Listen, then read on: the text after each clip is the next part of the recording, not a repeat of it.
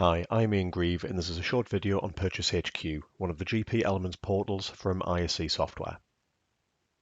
One of the key features of PurchaseHQ is the workflow approval section. This section isn't standalone, it fully integrates with the standard Microsoft Dynamics GP workflow module. So all of the workflows approvals available through the purchasing series in Dynamics GP are available for approval through PurchaseHQ.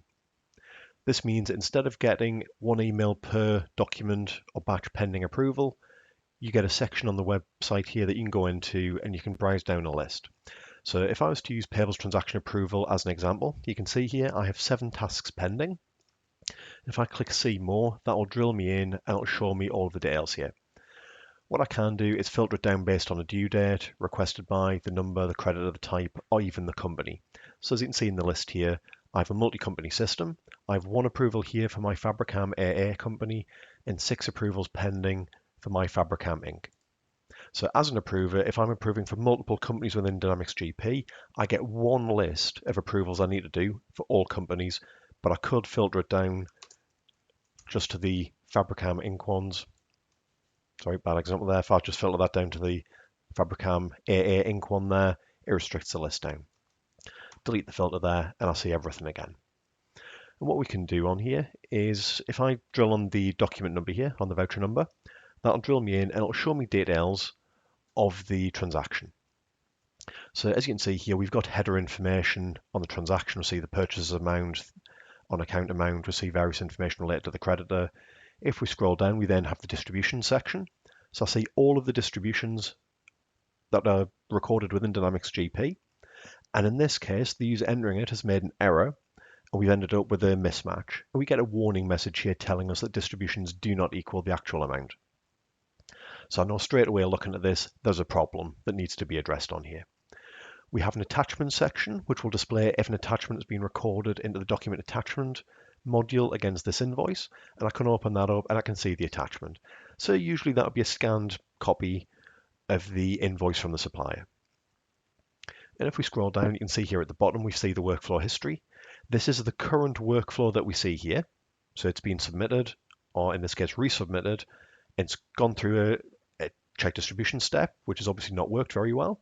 And it's come on for an approval now. And it's pending here at the level 1 step within the workflow process.